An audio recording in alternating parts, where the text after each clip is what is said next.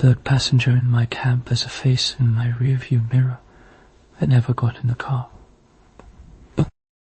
I drive nights, mostly the downtown to airport route, and the late bar crowd after that. The kind of driving where you learn to read a street by its silence rather than its traffic. I've done this for 6 years. I know what a normal fare feels like.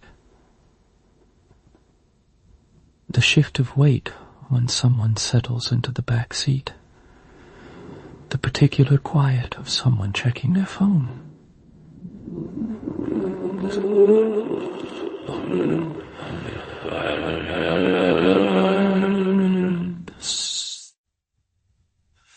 Small courtesies, people.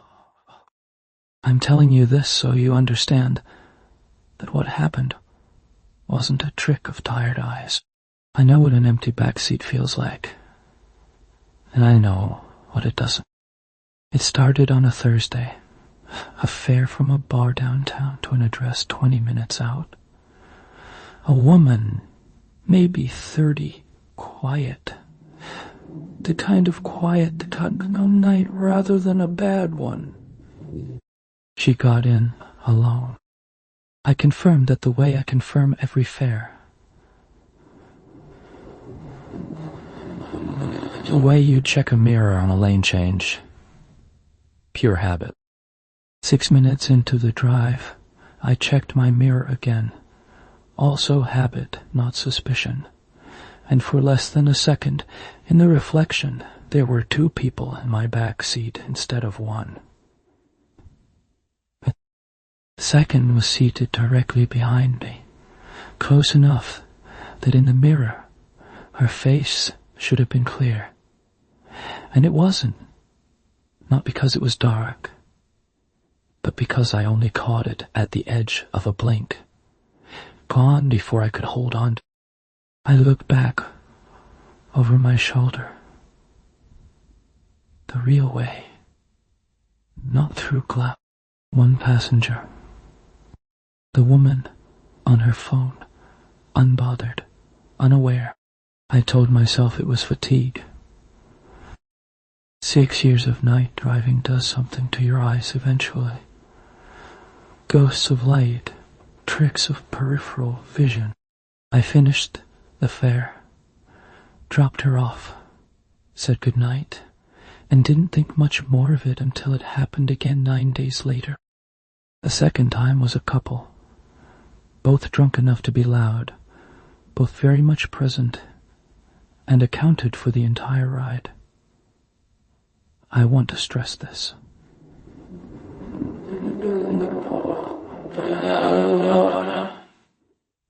I want to stress this because what I saw wasn't a passenger I'd simply failed to notice getting in. It was a third shape. In the mirror,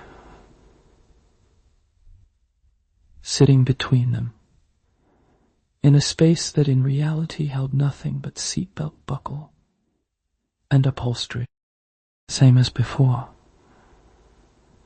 A face I couldn't hold on to. Gone the instant I tried to focus on it, present only in the accidental half-second glances a mirror check gives you. I started, after that, doing something I'm not proud of, deliberately not checking my mirror as often as I should, because checking it had started to feel less like safety and more like inviting something to be there when I looked. I mentioned it to another driver at the airport queue one night, a guy named Ilya, who's been doing this longer than I have, framing it as a joke, a you ever get spooked driving nights kind of conversation. He didn't laugh the way I expected. He asked, very specifically, whether the extra passenger had ever been in the seat directly behind me. Over my left shoulder, every single time, it had been. He told me, in the flat voice of someone repeating something he'd decided a long time ago not to think about too hard, that drivers around here call it the third fare, and that the seat directly behind the driver has a reputation. An old one. Predating rideshare apps, back to when this was still a taxi-only route. He said, the stories vary, but the detail that stays consistent is always the same. The extra passenger only shows up in the mirror, never in the physical seat. And it always sits directly behind the driver, where the driver themselves can never turn around and see it head-on without stopping the car entirely. I asked him what happens if you do stop and look. He said he'd never done it and had no plans to, and suggested I adopt the same policy. I want to be honest that for a while I did. I drove for another 3 weeks, catching glimpses in the mirror, maybe 4 or 5 more times.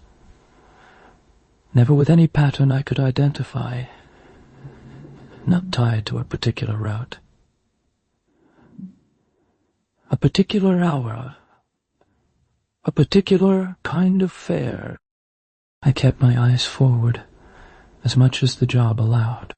It felt, more than anything, like being watched by something that understood exactly how much of my attention it was allowed to have. What changed my policy was a solo fare. A teenage girl, maybe 17, picked up from a house party and dropped dead in a turn of ordinary, slightly 1,000 times. There I've done 1,000 times. Halfway through the drive, in the mirror, the third shape appeared again, in its usual seat. Except this time, for the first time, I registered something about its posture. It was leaning forward, toward her. I did the thing Ilya told me never to do. I turned around fully.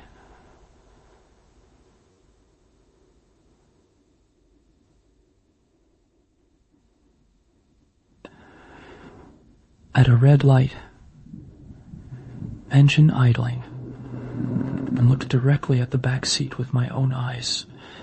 Instead of through glass, there was nothing there.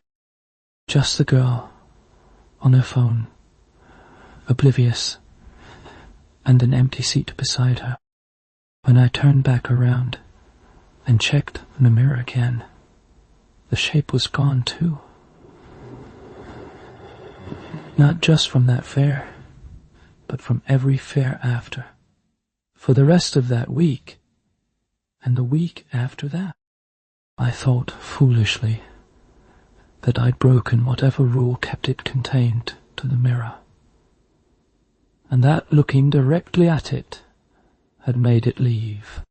I want to be honest that I don't think that's what actually happened. I think instead that it had simply gotten what it wanted from that particular ride, and had no further reason to appear until it did again.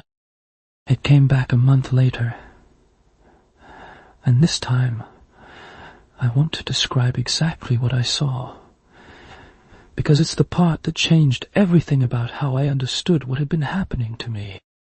I was alone in the cab. No fare. Driving back to the garage at the end of a slow shift. Radio off. Just the hum of tires. On empty road, I checked my mirror out of habit. The way you do 1,000 times a shift, without thinking about it. The third shape was there, in its usual seat, behind me, in a car that had no passenger at all.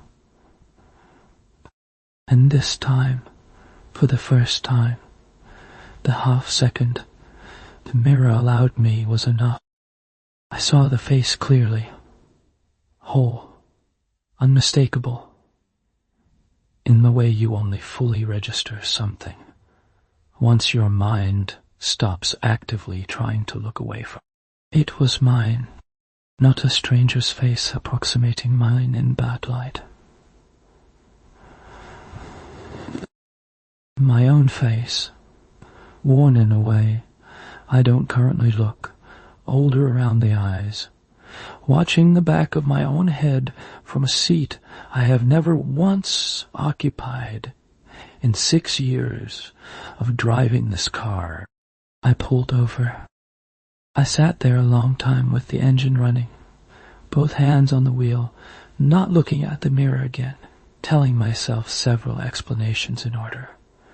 Exhaustion, a trick of the dashboard lights, a face half remembered from a photo I'd forgotten.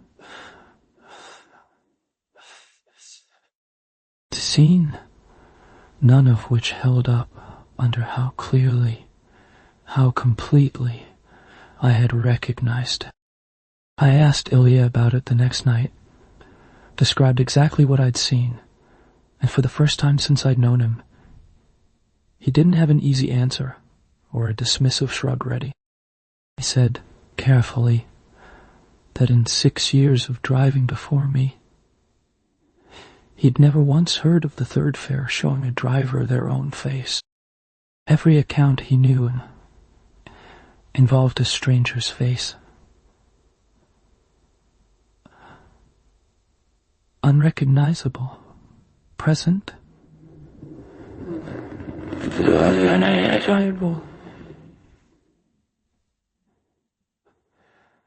which was, he said, sort of the point of the whole story. The thing that made it so... A stranger in your mirror is a ghost story. Your own face in your mirror is something else. And neither of us wanted to name what. I asked him what he thought it meant. He said the stories about the empty seat. I'll agree on one more thing he hadn't mentioned before, because it had never seemed relevant until now. The third fare isn't a passenger being carried somewhere. It's a passenger being carried away from somewhere, from a version of the ride that already happened, that the driver themselves won't remember living through, that the mirror is somehow letting through sideways, a half second at a time. As a kind F warning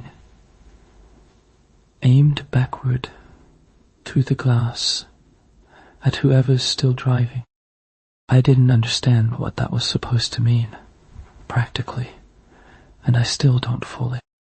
But I've noticed since that night that I check my mirror far less than I used to, and that on the rare nights I do glimpse the shape again, I no longer try to focus on the face. I let it stay a blur.